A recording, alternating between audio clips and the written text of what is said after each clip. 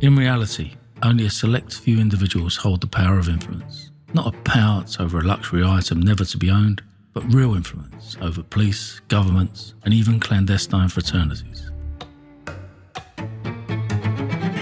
My true story is so controversial that I invite you to comment and even question my integrity.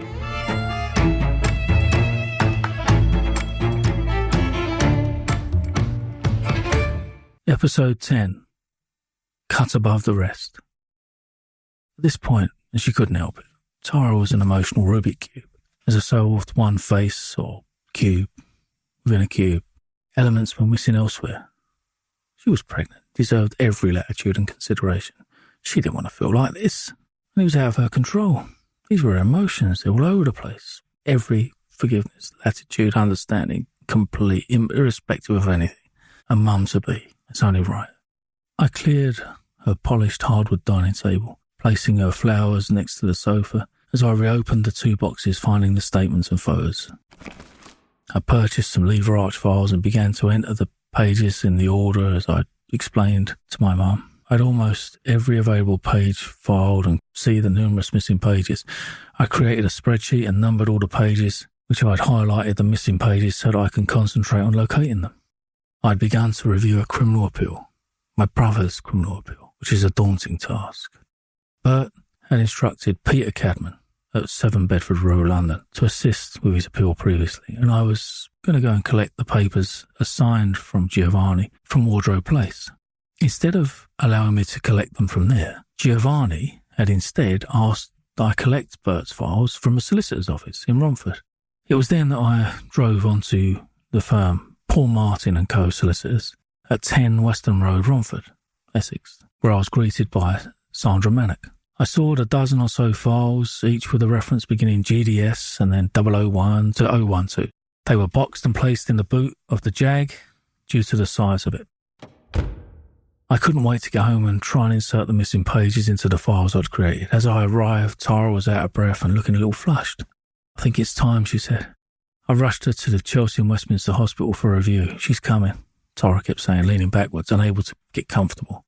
We were at the hospital for a few hours and then allowed to leave with the instructions of, if this happens again, on or before 2 weeks pass by, come back and we'll induce you for delivery. We arrived back home and I made Tara comfortable and then off to the shops for the latest food fancies in Gaviscon. She was sleeping. So I unpacked the GDS files and flicking through them I saw a cover letter from Paul Martin & Co. Solicitors with a diamond-shaped logo which said, "For and on behalf of Studio Legale International," the legal company in which Giovanni was partnering as a legal professional. I couldn't miss the references on the inside front page of the 2 files with Attridge & Co. Solicitors with the Bermondsey address, as I remembered that this was the name of the law firm acting for Wicks at the murder trial. I turned the pages to note something that I'd clearly forgotten, and that was that Paul Martin, solicitor, the same solicitor who is now principal of his own firm, Paul Martin & Co. Solicitors, was Wicks' trial solicitor, and along with Sandra Manick, had also worked for the South London law firm before the pair of them formed the Romford-based solicitors firm in 2002, only 18 months after my brother's murder trial, in which they represented Wicks, albeit then for Attridge & Co. Solicitors. There's got to be a conflict of interest here, I thought. Surely Paul Martin would have remembered the name, and how many murder trials has he worked on? Most good lawyers remember their clients and certainly represent them in defending an indictment for murder. Surely Paul Martin would have mentioned this to Giovanni, and or Giovanni would have carried out some due diligence for his clients. Incompetence and or conspiracy are now of potential, and something very fishy to say the least. So I read on. It wasn't too long that I discovered that, stupidly, for Paul Martin, Sandra Manick, and ultimately their client, Craig Wicks, that when putting together the files of my brother's case, remember now they've seen all the papers we've got, they've seen all the potential grounds for appeal, Giovanni handed them to their co-defendant's solicitor. Both of them said nothing. Now, I'll leave that with you. I talked through it and I took over it and I get on and, you know what I'm talking about. That is major, major corruption. Major. I'll face either of you. Giovanni, Paul Martin, anyone. Don't worry about no gun. Trust me, bring it to any arena. I'll fucking have it in front of you. Anyway, the thing is here, stupidly as I say, Sandra Manick had inserted Wick's PNC file into my brother's legal files. So now I had police documents of Wick's criminal convictions. His arrest at Grays Police Station and charges.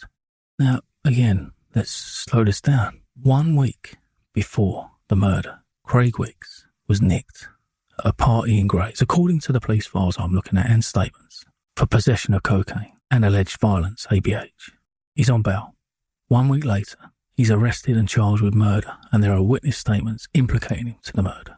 Grays Police, the same police station that nicked him on the ABH and the drugs charge, are the same police station that nicked him for the murder. The same coppers are working at the same nick. And yet, Essex Police supported Wick's bail in a murder case. One of the big names on all of that was DCI 146 KC Macy. Very important name in all that I'm about to talk about.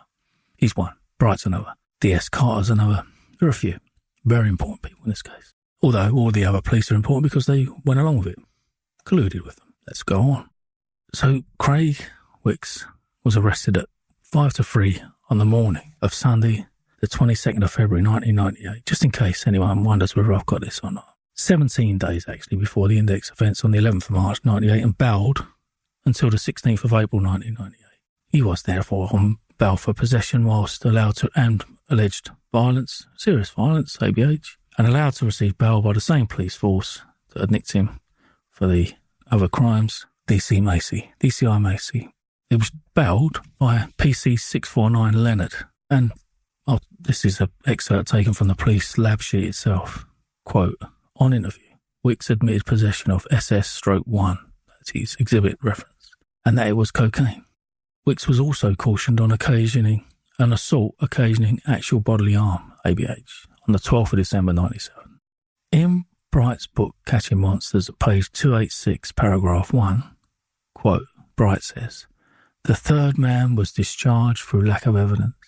Well, this is untrue, and as such places a shadow over Bright's book, but more than a shadow actually. As in the case of Operation Westminster, 4 witnesses known to the third man, Wicks, implicated him to the murder in their statements and evidence at trial. 2 independent witnesses picked out Wicks at an identity parade, and Wicks himself admitted to using a bar stool as per his handwritten letters to Bert, supported by the independent witness of Reese in prison and Michelle, a prosecution witness.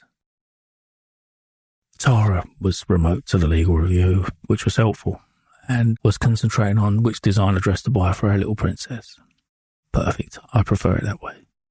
Her mother was available, but my mum was deliberately being kept apart from the excitement and remained relatively remote. Other than my updates and joint work on the case, papers and potential for an appeal, we overcame a few days of much the same until Tara gave me the nod and we were off to the hospital. Prepare for the birth, which Tara preferred to give on her front, doggy-style position. It was more comfortable for her. We both joked afterwards as we enjoyed the gas and air, and were almost play-fighting for another gasp as we took the edge off the pain of the birth for her, for the gas, and for me, the gas, and making her laugh. I need not explain the next moments until Tara looked back at the midwife, as the midwife gave encouragement as our baby's head began to appear. Tara was out of it, but I still had her wits about her when she said, "How does she look?" She was calling whilst in considerable pain. The tears were already rolling down my face as I couldn't retain my emotion and absolute delight at seeing my baby girl arriving in the world. "She's beautiful," I blurted out, now uncontrollably crying with joy. This appeared to put Tara in a state of, time to get the job done, get the business done, and she went on to push even harder and deliver our baby into the world. As the midwife was cleaning the process, I was handed our baby girl, wrapped in blanket and eyes closed, wrinkled little button nose and so cute. I held her up to the ceiling and gave thanks to Jesus for allowing me a child, and then handed her over to Tara whilst I left the room to alert the family. I called my family first and then Tara's, and with the arrival of the families, I left to wet our baby's head in the wine bar opposite the hospital and soaked the bar with bottle after bottle of the finest champagne as friends and family arrived to give their blessings. It was such a memorable moment and something that would never leave me. Even when saying this now, I feel emotionally charged and a little tearful. Well done, Tara. Thank you so much. I can never repay you for the birth of our daughter, my princess. Tara and I settled back into family life, and as predicted, I couldn't hold on to my business and have the necessary time to work on the case at the same time. I closed Custer and concentrated on helping Tara in her business. It was time to register our baby. I chose her name, Beatrice Violet. B, a memorable name for me. Violet, the name of my grandmother. And we went to Chelsea Registry Office in the King's Road, Chelsea, to register my princess. Tara was great and agreed with the name. I was very grateful for that. I spent a lot of time thinking about it, and it meant so much. We sat in front of the registrar to complete the requisite documents. And her name? The registrar inquired. I looked at Tara, who said, Beatrice Violet, and could you add Peters at the end? I took a double take. I thought, hang on. I looked at Tara and replied, hang on, when did we agree to include your surname as part of her name? Tara then continued to try and railroad the process as if I wasn't there. Hang on, I interrupted, saying to the registrar, we need a moment, do you mind? We need to just discuss the name, as I don't recall the inclusion of Peters. Well, began the registrar, looking at her watch, I have back-to-back appointments, only 20 minutes before the next, so if you want to take 10 minutes, then fine, but I'll need 10 minutes to wrap this up. We went outside, my little princess in her buggy, and as we walked, I made my position clear on the name. I asked Tara why she'd never mentioned the change before. As we were only discussing it on the drive over to the registry office, her reply was, oh, I just thought it might be nice. I just couldn't help but think that was a lame answer. And surely, if it were the real reply, why hadn't she mentioned it before? Reluctantly, Tara replied, look, okay, have it your way. Let's just get this done. Which is even more of an oddity than not mentioning the proposed name change in the first place. Just get this done? What's she on about? What was to be a great day had an air of concern, and this placed me on the back foot, even though it was one of, if not the second most amazing day of my life. We went on into Richmond Park as planned and had a picnic whilst I played with B. She lay on a very soft blanket underneath the shadow of a great oak tree. She really is so beautiful. And I looked across to Tara, who appeared happy, although hiding her upset in the name under her breath. A few months later, and with all the case papers, I had to hand in our home. I felt confident to manage the filing, and it was important to the case. I retained Paul's medical records from the hospital. Tara was getting into the swing of motherhood and had agreed for us to attend a party directly opposite our home with a so-called friend, although she'd never previously mentioned that fact. I'd passed the same neighbour many times, and he lived directly opposite us. And whilst nodding a good morning, he never reached out, inquired or knocked or anything. The night of the party hadn't arrived soon enough, and with my princess in her cot, Tara's sister was babysitting, and we walked across the road, directly across the road actually, and into a glass of welcoming champagne. The welcome did appear to be as if he knew Tara, and more than just giving an invitation to a neighbour of the street to a party out of courtesy. Tara knew quite a few people at the party. She was familiar with a lot of people in the area, and I had one drink and decided to remain sober and allow Tara to let her hair down because, there had been so much time whilst carrying our daughter where she sacrificed going out, drinking, eating, doing whatever she wanted to do basically. So she deserved 1,000 nights of fun, and I thought I'd look after her in a sober mind. I left her to catch up with her friends, laughing, joking. Every now and then I'd catch up with her, just gently lean in with another glass of bubbly. Then I'd go and mingle and meet with the other guests. Just as we were getting into the party groove, my mobile phone rang. It was Tara's sister.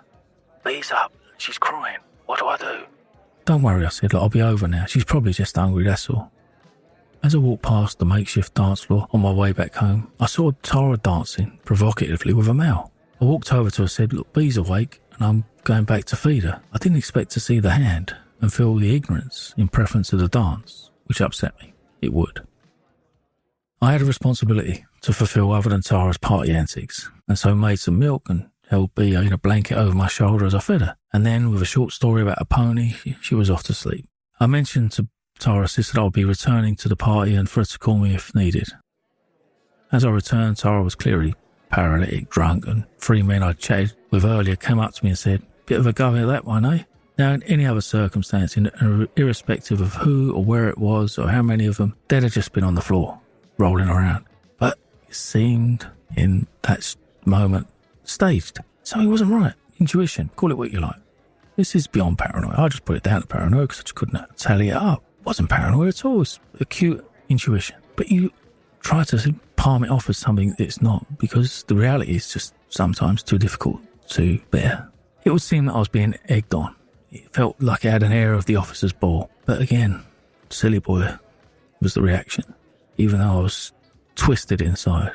I tried to calm this and resolve the situation, just get us out of here. These three stooges knew that they'd provoke me. No one answered, because they were arseholers. I then had to manage Tara, so I walked up to her and said, look, as if I had no suspicious intuition, and said, look, Bee's up again and needs her mum, thinking this would snap her out of whatever zone she was in. She turned, and all I could see was a sobering at my remark. She agreed, and she too wanted Bee's best interests to overcome any alleged plan she may have concocted, if, that is, she had concocted any plan. Even though sobering, when she was outside the air here, she'd lost a lot of weight, etc., etc. She'd eaten very little. She was breastfeeding. I don't know how I could dress it up, but, she was paralytic in the area, and much like everyone else, her legs buckled underneath her. I held her arms and just grabbed out, basically, caught her from hitting the deck and then carried her home. She wasn't very heavy at all. I laid her on the bed and was attending to Bea, who started crying when hearing the door open.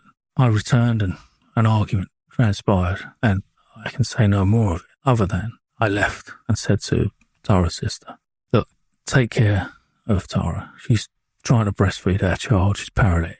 Can't have any of that. And she's in the mood, so I have to remove myself rather than our daughter get upset. I drove round to my mum's and asked if I could stay for a bit. Of course you can, she said. She couldn't wait to see me there, obviously, although she was happy for me and my relationship with mum. Always welcome at your mum's house. As I went to use the bathroom, my mum intervened. I think you might need these. And she handed me a pack of photos. I sat on top of the closed toilet seat and opened the photos, seeing my princess smiling up at me, but knowing that the photos were going to be all I would see of her for a while. It cried and cried at the realisation of splitting from Tara, more because of missing my princess, but I had no idea what I was about to face.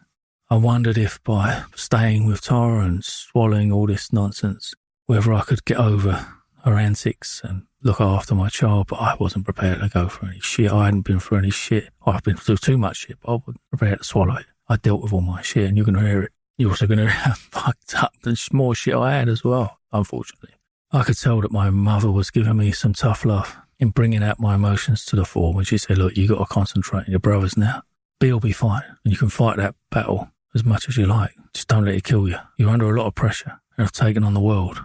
You've taken on the establishment. I know how strong you are, but we aren't always as invincible as we feel. The time will come when she wants to see you, as with my own experiences. I thought and missed my dad every day and wanted him in my life. Some women weaponize the child to facilitate their own agenda. Only time will tell if Tara is that kind of woman. We must get the case papers back on and get on with this appeal immediately. And that's tough talk, isn't it?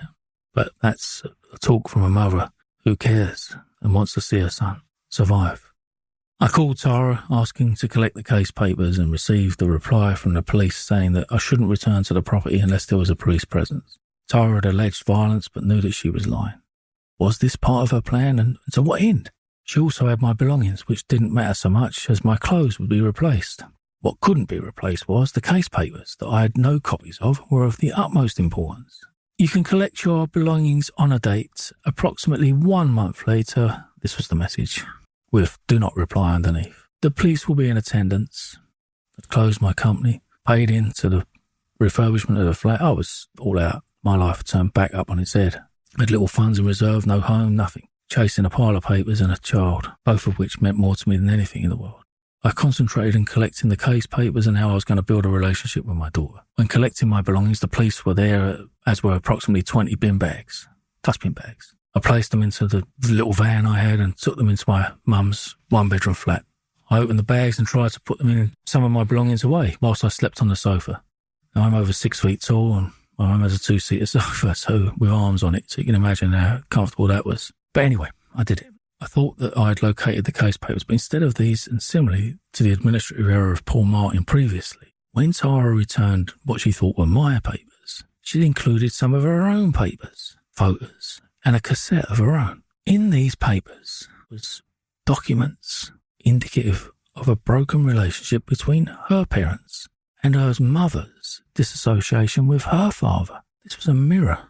My situation with Tara was a mirror. Tara's experience with her parents, intrinsic to a broken home. Is that what it was? Is this something that's just in her? She doesn't know how to have a relationship. I thought, let's give her some credibility. That's when a few things didn't stack up, remember. I'm just trying to get through. The files were there, importantly, and I needed to check if any papers were missing. I bought more craft materials and a sheet of MDF to extend my mother's desk and create a board to place the evidence on our chart, or more commonly known as an evidence board.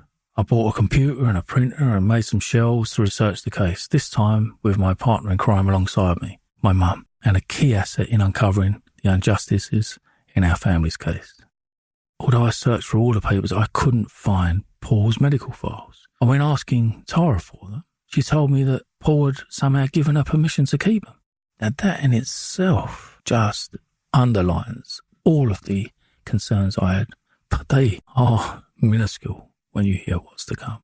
What I uncovered of Tara later on. This was a bizarre statement. Why on earth would Paul, who Tara rarely met, given her permission to keep his personal and private medical records? Why would she do that? Why would she say that? Why would she want them? I had no actual evidence other than a series of odd occasions and behavioural inconsistencies. Tara was now on my mind to be placed on the evidence board. What I did know was that she was introduced by the brother of a senior journalist who had made his inquiries after a botched theft and a paralleled affair with someone else, claiming to be the daughter of an admiral of the British Navy, the admiral of the British Navy. Nothing was adding up, although I tried and began to trust in my initiative ever more. Tara's close friends were senior British Army officers, her mother and stepfather, both senior investigators at HM Revenue and Customs. These are not just jobs. Someone must do them, but I thought of having no idea what to do for the best, other than try and dismiss the obvious in fear of unnecessarily considering points that may be true but absent of evidence, and the extremity of the point led to an air of paranoia, although I had no fear of being paranoid. These were facts. I just couldn't work out if there was motive and intent behind them, or they were just facts. The thing is, when you have lots of these facts happening, you try and dismiss them. You really shouldn't. The thing is, I had no idea what I was about to discover. It's not just now, but everything that happened after it just got worse and worse and worse. Stranger and stranger, to levels that you think I'm lying. But remember, I'm not stupid enough to talk about this and say it's a book of truth without having all the evidence to back it. So take comfort in that and enjoy the craziness I'm about to tell you.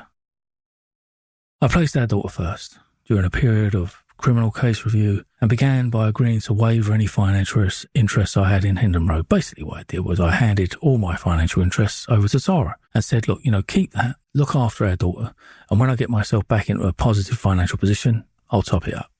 Now, stupid move, very stupid move. What I should have done was had that in an agreement, because I'd given up my bargaining point. Had I kept it and said to Tara, look, you can have the place if I get contact with our child, I'd have got contact with our child. Giving it up genuinely just removed any bargaining I had. I was now not only facing the criminal courts, but I was about to engage with the family courts. I don't know which is more vicious, nor which lawyers are more vicious, although I've met some very good ones in family law. With B being so young, the solicitor, Stan, on behalf of Tara, had the courts agree that I should seek a course in how to look after a baby and a baby's needs. I took advice from a principal solicitor in Kingston, and he said, look, even if you have to sit with the devil himself, something that as a Christian I thought better of, you are going to have to do it if you're going to want to see your child.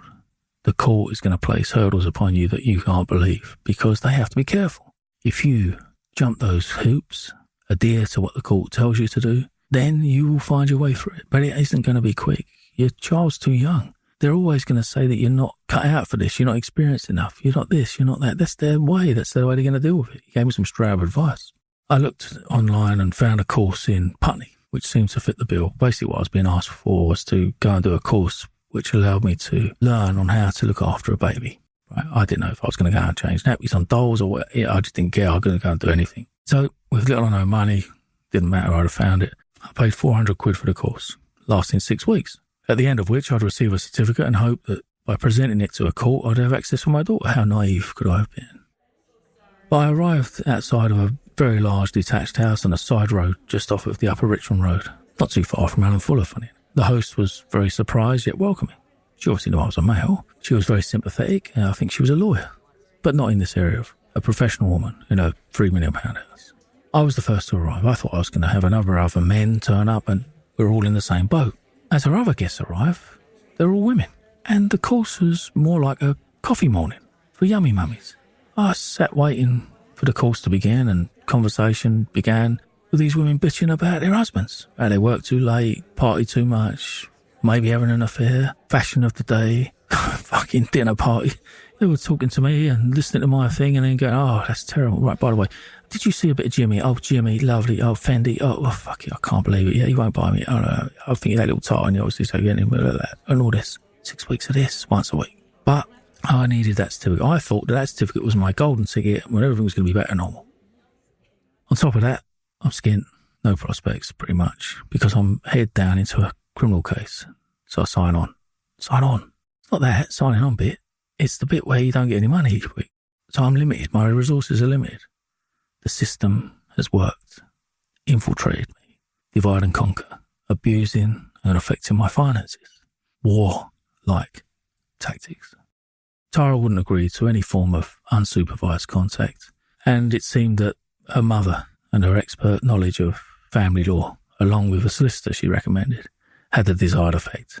It wasn't too much longer that Tara sold the house in Hendon Road. Whilst I drove past one day, I saw her ex-boyfriend Robert's board, who is estate agents, outside our home, which pretty much meant that he was back on the scene. That didn't bother me at all, as long as he didn't get involved with our child. I won't go into what the property was sold or not sold for, as I've already done that. But what I wanted to do was find out about my child. I wrote to a GP in the Furley Road practice in Clapham to obtain a copy of my daughter's medical records under what's called a subject access request. Once in my possession and after the redaction of her home address, because on the move Tara was going into hiding, it seems, I noticed the name Peters in place removing my surname. Was Tara's motive to use her surname, Peters, at the end of my surname in a double-barreled name at the Chelsea Registry Office a ploy to then drop my name? Was this all planned? Is this a fucking game? What's going on here? I looked further, and I'm not only being a criminal researcher, I'm investigating, I'm family law now, investigating for my own, all related to me. This is all keeping me very busy, by the way. I discovered that they had been baptised in my absence. Suzanne and others were now my daughter's godparents. I was told that I had something called parental responsibility, a legal duty of parental rights. But these weren't just not afforded to me, they were intentionally removed from me. It was almost like they were trying to draw my daughter out of my life. It all seemed very intentional. Finally, after completing the course, I had an option and that Tara didn't. Tara had no option but to give me a contact.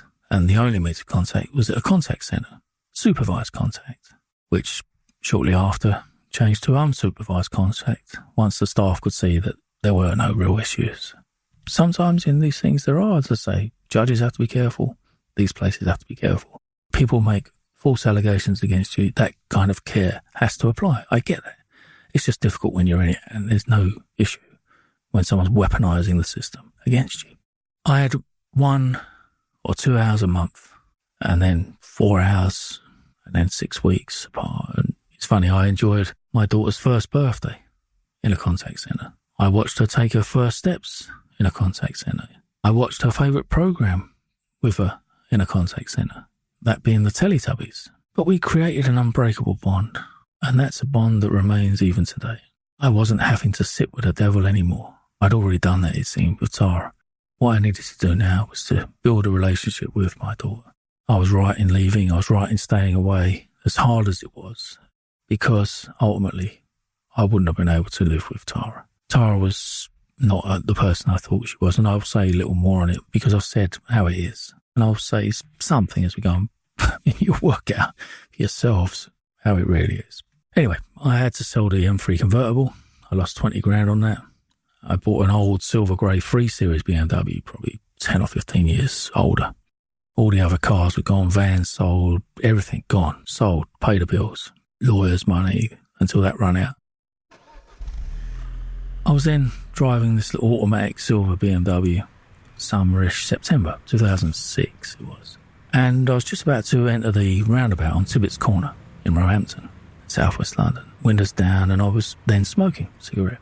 And I just knew something bad was about to happen as my chest tightened and the fingers in my left hand began to go numb, and then strangely, they felt like they were kind of peeling back from the fingertips, backwards, although there was no pressure on them other than themselves. I'd planned to drive down the A3 into West Hill.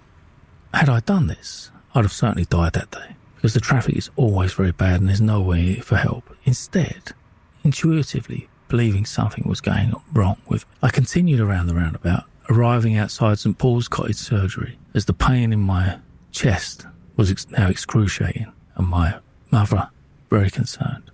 As I arrived at the surgery, I was in serious pain.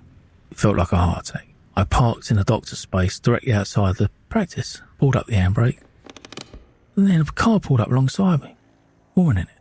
She wound down the window and she said, "You can't park there, that space is for a doctor." I said, "I think I'm having a heart attack." Breathing uncontrollably, sweating out, grey colour. "I've heard it all now, come on, get over there, I'm a doctor, it's my space, move." Fuck. So I put it in reverse whilst fucking having a heart attack and back up. She popped in, but fortunately, she saved my fucking life. She got me in there, called the ambulance obviously, and she gave me morphine, and she said, he's having a heart attack, mum's crying, got 2 brothers in jail, life sentences, the oldest son fighting the case, he's having a heart attack, dying in front of her. And the ambulance turned up, 3 professionals there, paramedics, etc. Brilliant, absolutely brilliant. And put her in a bed, lay in the back, and mum was sitting in a little seat in the back. I saw her for a minute, and then all I can hear is like sticky thing, like it was like Velcro. That's what it sounded like, going shh, shh, but loads of it. Shh.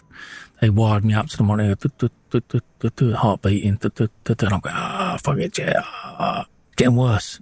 And shh, shh. One of the guys just goes, shh. The other one's getting whatever's coming out of this bag, shh, or bags, and put a cannula in my arm, and just kept fucking throwing these jabs into me. The packets were just hitting the deck, and he's just passing these little bottles or whatever they were to the other guy with a needle, and he's just fucking just jabbing me with it.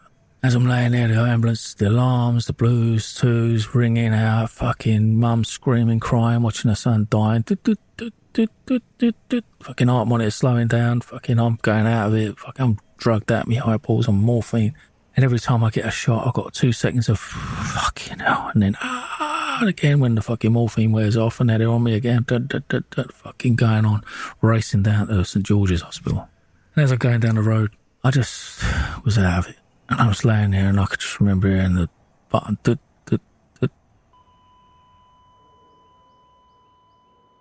I just remember laying there, and I heard sounds, but muted, everything muted. And I was maybe hallucinating or whatever, but I remember I thought I was looking at it with my eyes closed, but I remember seeing this little sun appear just above me, right in front of me. It was sort of near the back doors, that's all, it was his sun.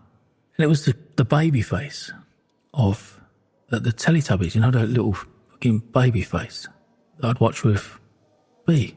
And yet, as I'm just feeling nothing, the baby face from the program turned into the baby face of my daughter. And she said, "I need you, Daddy." And the whole scene started again. The noise got loud. The machine started pumping. All the blues and twos are going. Mum screaming. Then I was back to life. Mothers and sons, fathers and daughters. Listen in to each episode as I engage you in my personal journey of how a boy growing up on a council estate in Essex would eventually own the most exclusive online private members club in the world.